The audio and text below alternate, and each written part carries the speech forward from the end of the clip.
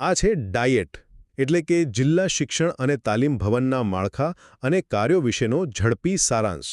તમે ક્યારે એવું વિચાર્યું છે કે આપણી શાળાઓમાં ભણાવતા શિક્ષકોને આધુનિક પદ્ધતિઓથી ટ્રેનિંગ કોણ આપે છે?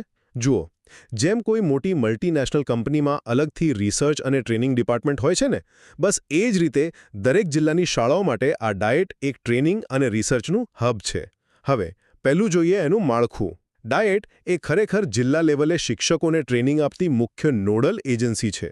ગુજરાતમાં તે સીધી રાજ્ય કક્ષાની સંસ્થા GCERTના માર્ગદર્શન હેઠળ કામ કરે છે. અને હા, તેને પૂરેપૂરું ફંડ સરકાર જ આપે છે. તો શું આ સંસ્થા ખાલી એક જ પ્રકારનું કામ કરતી હશે? બિલકુલ નહીં. એનું કામ બહુ સરસ રીતે વહેંચાયેલું છે. બીજું, વાત કરીએ એની શાખાઓની. આ સંસ્થા 7 મુખ્ય શાખાઓ અને એક સ્પેશિયલ ગણિત વિજ્ઞાન યુનિટમાં વહેંચાયેલી છે. આપણે બહુ અટપટા નાવમાં નથી પડવું, પણ ટૂંકમાં સમજીએ તો અમુક શાખાઓ નવા શિક્ષકોને તાલીમ આપે છે, જ્યારે બીજી શાખાઓ સ્થાનિક જરૂરિયાત પ્રમાણે નવો અભ્યાસક્રમ તૈયાર કરે છે અને બાળકોના મૂલ્યાંકન માટે ગાઈડન્સ પણ આપે છે. એટલે કે શિક્ષક અને અભ્યાસક્રમ બંને એકદમ અપડેટેડ રહે છે. અને અંતે તમને જાણીને ખરેખર નવાઈ લાગશે કે આ સંસ્થાનું કામ માત્ર શાળાઓ પૂરતું જ સીમિત નથી.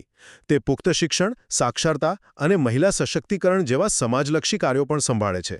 સાથે જ ઓછા ખર્ચે શૈક્ષણિક મોડેલ્સ બનાવવા અને ટીવી કે આકાશવાણી પર શૈક્ષણિક કાર્યક્રમો પ્રસારિત કરવાનું કામ પણ એ જ કરે છે. મતલબ કે આ સંસ્થા માત્ર વર્ગખંડ પૂરતું નહીં, પણ આખા સમાજને શિક્ષિત કરવામાં મોટો ફાળો આપે છે. ટૂંકમાં કહીએ તો ડાયેટ એ માત્ર કોઈ સાદું તાલીમ ભવન નથી, પરંતુ જિલ્લા કક્ષાએ શિક્ષણની ગુણવત્તા સુધારવા અને નવીનતા લાવવા માટેનું એકદમ સક્રિય અને નિર્ણાયક કેન્દ્ર છે.